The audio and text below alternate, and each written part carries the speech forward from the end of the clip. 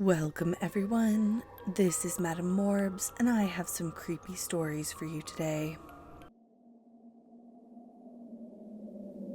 I moved in with my mom to be her caretaker. She had a lot of health problems and was having trouble keeping up with her house. I was worried it was going to be awkward or we wouldn't get along since we didn't always have the best relationship. Happily, we ended up getting along really well.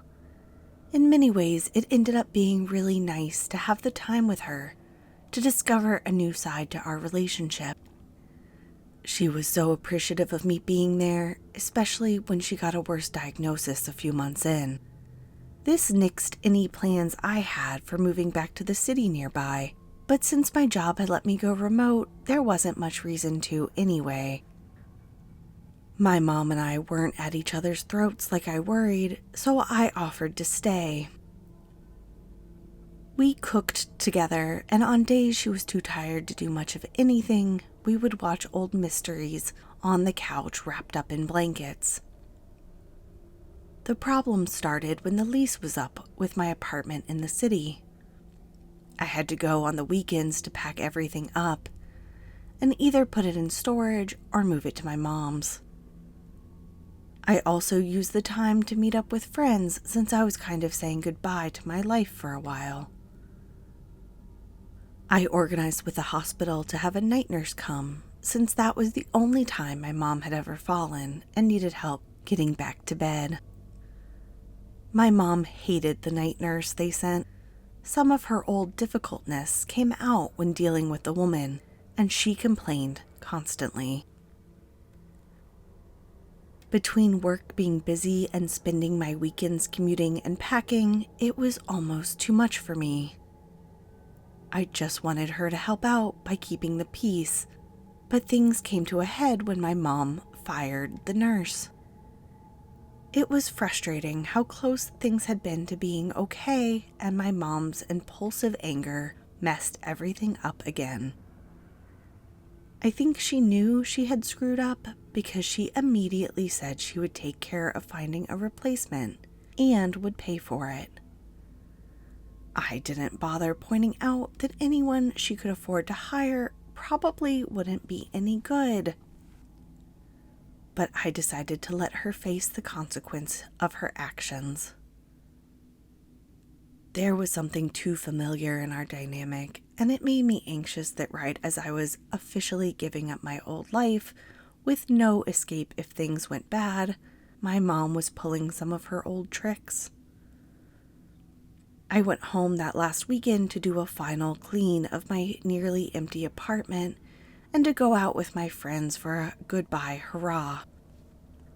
My mom had hired someone and they were going to start the night I left.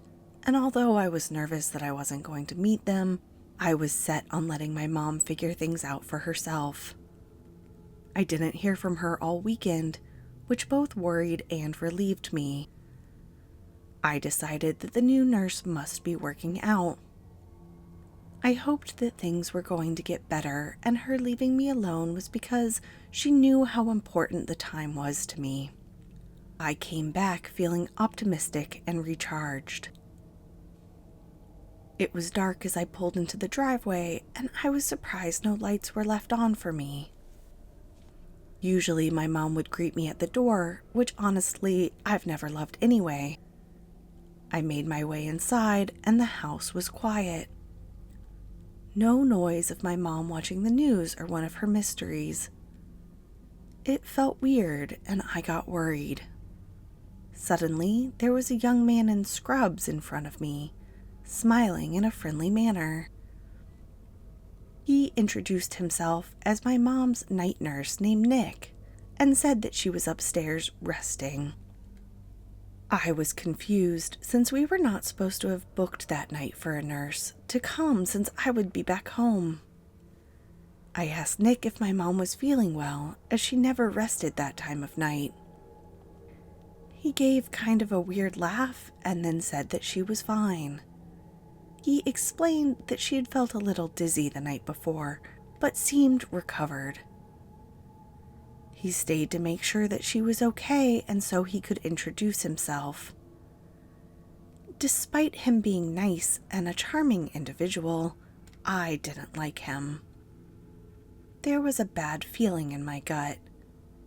When I said I was going to go check on my mom, he tried to stop me. That's when he learned that he had messed with the wrong person. I told him his services were no longer needed and to leave. He shot me this smug look, and suddenly my mom was coming down the stairs to greet me. She looked pale and was wearing a silk scarf around her neck.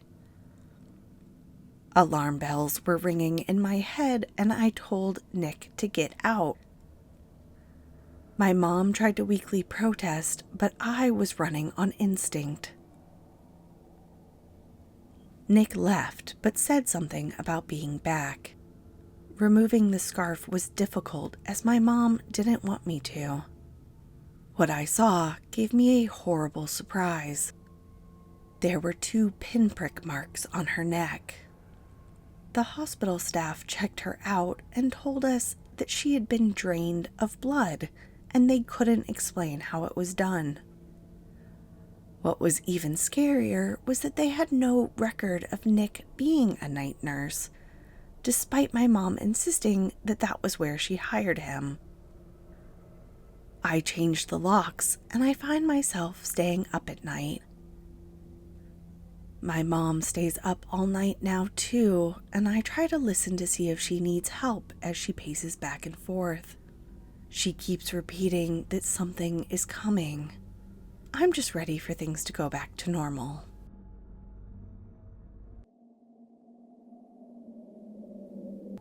Getting back into the dating scene was brutal. I let people set me up on blind dates. I asked my gym crush out. I even tried to get into speed dating and the bar scene.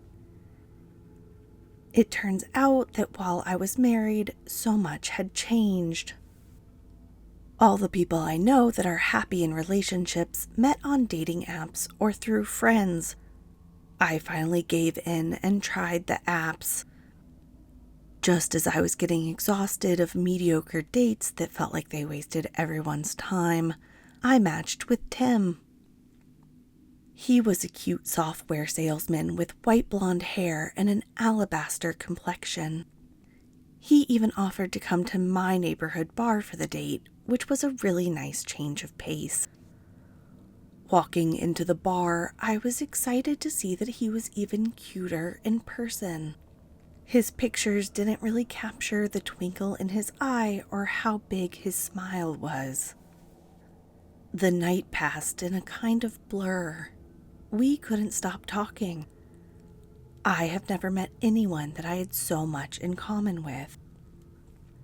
It was like he could read my mind. I went home in a daze and couldn't stop thinking about him. Our next date, we went to a nighttime event at my favorite museum.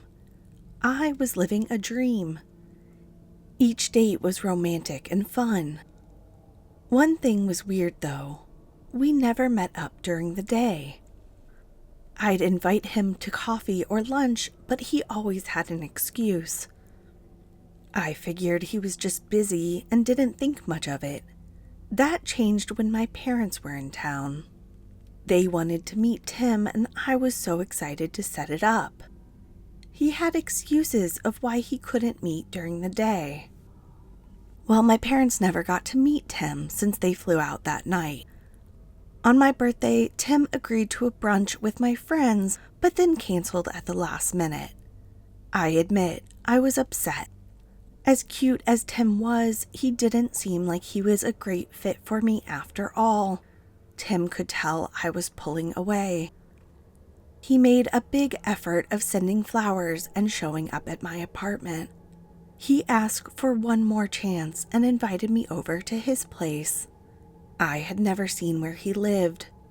We always ended up back at mine. I was curious, so I went. Tim's apartment was not what I expected. I have to be honest. It was much nicer than I thought it would be. It was also in an old and swanky building. The first thing I noticed was how large the apartment was. There was a wall of windows overlooking downtown. Immediately, the other thing I noticed was how old-fashioned all of Tim's furniture was. It was like living in an antique store. He usually dressed somewhat trendy, so it was unexpected to have such large, ornate furniture that looked ancient. I figured they were all family heirlooms.